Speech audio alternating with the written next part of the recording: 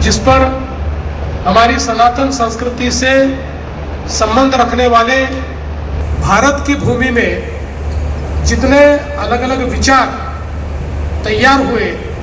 इन सभी विचारों के वाहक आज हमें यहाँ पर दिखाई पड़ते हैं। चाहे वो जैन विचार हो, चाहे बौद्ध विचार हो, चाहे हमारा सनातन विचार हो, चाहे हमारा सिख विचार हो, सभी विचारों के वाहक एक साथ इस मंच पर आकर ऋषभायन का यहाँ पर एक प्रकार से उसकी अर्चना आराधना कर रहे हैं। ये भी मैं ऐसा मानता हूँ कि बहुत महत्वपूर्ण है। और आज 1111 ग्रंथों का भी एक प्रकार से लोकार्पण हो रहा है। ऋषभायन एक ऐसा विचार है, भगवान ऋषभ देव जी ने जिस प्रकार से एक जीवन का मार्ग दिखाया, साहित्य, कला, संस्कृति, इसके साथ साथ एक सभ्यता को चलने के लिए जो जो आवश्यक होता है, असी मसी और कृषि, ये जो विचार उन्होंने बताया कि सुरक्षा भी, साधना भी, ज्ञान भी और कृषि भी, इस विचार को प्रतिपादित करने वाले 1111 ग्रंथ जो बहुत ही ज़्यादा अनुसंधान के साथ यहाँ पर तैयार किए गए हैं, उनका लोकार्पण हो रहा है और कल तक इनकी संख्या 1400 तक पहुँच जाएगी। ये भी मैं ऐसा मानता हूँ कि अपने आप में एक बहुत बड़ी बात है। एक प्रकार से हमारी सभ्यता में अगर किसी चीज़ की कमी रही तो हमने अपने इतिहास का संकलन कभी किया नहीं। इसलिए दुनिया की सबसे पुरानी सभ्यता और अभी 2000, 3000, 4000 साल पहले जो सभ्यताएं बनी उसके साथ इसकी तुलना की जाती है।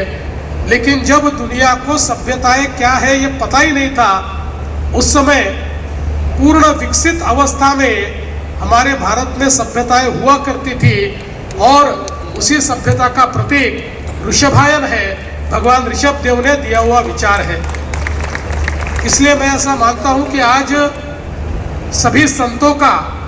एक मंच पर उपस्थित होना ये भी बहुत महत्वपूर्ण है, क्योंकि ये जो हमारी एक भारतीय ज्ञान पद्धति है, जो एक इंडियन नॉलेज हमारी सिस्टम है, इस ज्ञान पद्धति को हमारे आने वाली पीढ़ियों तक पहुंचाना और जो वैश्विक विचार हम सबने पाया है उस वैश्विक विचार से दुनिया का कल्याण हो, इस प्रकार की कामना करना, ये मैं ऐसा मानता हूँ कि इस कार्यक्रम का मूल उद्देश्य है। विशेष रूप से हमारे सारे जैन संतों ने, मुनियों ने जिस प्रकार से त्याग की भावना के साथ हमारे विचार को जन जन तक पहुंचाया है, हमारे विचार को समृद्ध किया है, और इतना ही नहीं तो हमारी जो भगवान ऋषभ देव जी ने पुरुषों के लिए जो 72 कलाएं बताई है, स्त्रियों के लिए 64 कलाएं बताई हुई है, उसको भी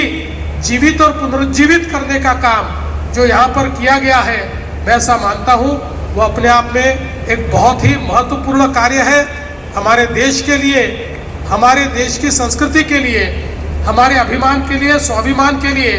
और आत्माभिमान के लिए ये काम अपने आप में बहुत ही अनूठा और बहुत ही महत्वपूर्ण है। इसलिए हम सभी, हमारे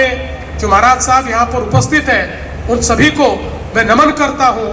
और इस कार्य में महाराष्ट्र की सरकार की ओर से आपने जो अपेक्षा व्यक्त की है कि यहाँ पर भगवान ऋषभ देव जी के लिए कोई अच्छा स्थान तैयार हो, तो निश्चित रूप से आपसे चर्चा करके कुछ स्थान हम ढूंढेंगे और उस प्रकार का स्थान हम लोग निश्चित करके और एक जिसको हम वैश्विक कह सकते हैं, इस प्रकार का भगवान ऋषभ देव जी का स्थान यहाँ हम कैसे तैयार कर पाए और उसके माध्यम से जो उन्होंने हमको ज्ञान दिया है, एक प्रकार से सभ्यता को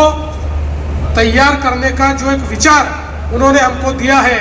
ये जो कलाएं हमको दी है, जो स्थापत्य शास्त्र हमको दिया है, जिस प्रकार से धातु निर्माण का ज्ञान हमको मिला है, जिस प्रकार से विनिर्माण का ज्ञान हमको मिला है, ऐसी सारी चीज़ें जो उनसे शुरुआत होती है, उस ज्ञान को एक साथ लाने का जो प्रयास है, इसमें निश्चित रूप से हम लोग सहभागी होंगे, ऐसा मैं आप सभी को यहाँ पर आश्वस्त करता हूँ। और इस बहुत ही अच्छे कार्यक्रम में आपने मुझे यहाँ बुलाया, भगवान ऋषभ देव जी के दर्शन करने का मौका दिया और ये जो हमारा बहुत ही बहुमूल्य ज्ञान है, इस ज्ञान के साथ जुड़ने का आपने मुझे मौका दिया, इसलिए आपका आभार व्यक्त करते हुए अपने शब्दों को विराम देता हूँ। धन्यवाद।